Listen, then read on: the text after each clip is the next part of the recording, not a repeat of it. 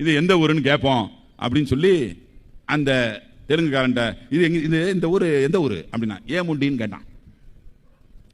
இந்த ஊருக்கு பேர் ஏமுண்டியாண்டா அப்படின்னு சொல்லி அவன் நினச்சிட்டு அடுத்த ஸ்டேஷன் கொஞ்சம் தள்ளி கொஞ்சம் நேரம் ஒரு அரை மணி நேரம் கழிச்சு திருப்பி அதே ட்ரெயின் போகலான்டா அப்படின்னு சொல்லி எப்படா நம்ம ஹைதராபாத் வர போகிறோம், இந்த ஸ்டேஷன் எந்த ஸ்டேஷன் தான் கேட்டானே.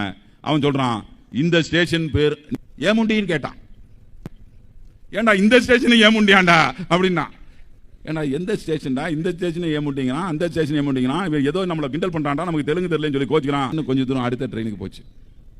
அடுத்த ட்ரெயின் போனப்ப அங்கேயும் அங்கே கேட்குறப்ப அவன் சொல்கிறான், என்ன இந்த ஸ்டேஷன் எந்த ஸ்டேஷன், இந்த பேர் என்னையா அப்படின்னு கேட்டானா. திருப்பியும் அவன் ஏமுண்டி அப்படின்னு கேட்டான்.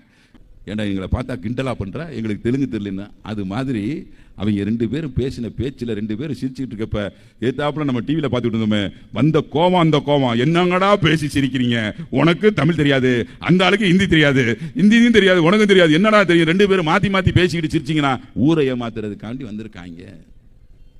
அண்ணாமலை விலகல், நம்ம டிடிவி விலகல், இப்படின்னு எல்லாம் விலகி போய் நமக்கு யாரும் இல்லை.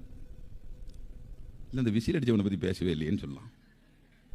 அவன் தான் விசில் அடிச்சிட்டு இருக்கானே, நம்ம எதுக்கு அவனை போய் பேசி நம்ம நேரத்தை வேஸ்ட் பண்ணுவோன்னு. அவன் ஒரு தனியாக உட்காந்து பனையூர் பண்ணையாரு தனியாக உட்காந்து தனியாக விசில் அடிச்சிட்டு இருக்கான். நம்ம எதுக்கு அவர் பேரை போய் சொல்லி. நம்முடைய எண்ணம் இந்த தமிழர்களை ஊக்குவிக்கின்ற எண்ணம், தமிழர்களை சமுதாயத்தை நேசிக்கின்ற ஒரு தலைவர் நம்முடைய தலைவர், மனிதாபிமான மிக்க தலைவர், நம்மை எல்லாம் வளர்த்து ஆளாக்குகின்ற தலைவர்.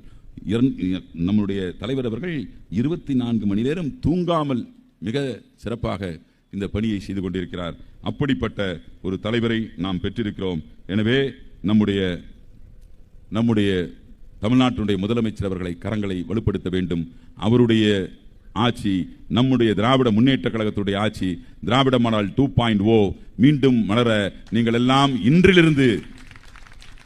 இன்றிலிருந்து பிரச்சார பீரங்கிகளாக மாற வேண்டும் என்று சொல்லி இந்த வாய்ப்புக்கு ஏற்படுத்தி கொடுத்த தமிழ்நாட்டு முதலமைச்சர் அண்ணன் தளபதி அவர்களுக்கு நன்றி சொல்லி, அதே சமயத்தில் மிக சிறப்பாக இந்த கூட்டத்தை ஏற்பாடு செய்த அருமையண்ணன் சேகர்பாபு அவர்களுக்கும், இந்த கூட்டத்திற்கு தலைமை தாங்கியிருக்கிற சென்னை மாநகராட்சியுடைய மேயர் அவர்களுக்கும், நம்முடைய சட்டமன்ற உறுப்பினர் தாயகம் கவி அவர்களுக்கும், பகுதி கழகத்தினுடைய செயலாளர்களுக்கும், வட்டக்கழகத்தினுடைய செயலாளர்களுக்கும், பல்வேறு அணிகளுடைய தலைவர்கள் செயலாளர்கள், உங்கள் அனைவருக்கும் மீண்டும் நன்றியை சொல்லி இந்த வாய்ப்பை பெற்றுக் கொடுத்த அத்துணை பேருக்கும் என்னுடைய உரையை கேட்டு இவ்வளவு நேரம் அமைதியாக இருந்து இன்றையிலிருந்து பீரங்கிகளாக பிரச்சார பீரங்கிகளாக மாற இருக்கிற தாய்மார்கள் உங்கள் அனைவருக்கும் இந்த நேரத்திலே நன்றியை சொல்லி வாய்ப்புக்கு நன்றி கூறி விடைபெறுகின்றேன். நன்றி, வணக்கம்.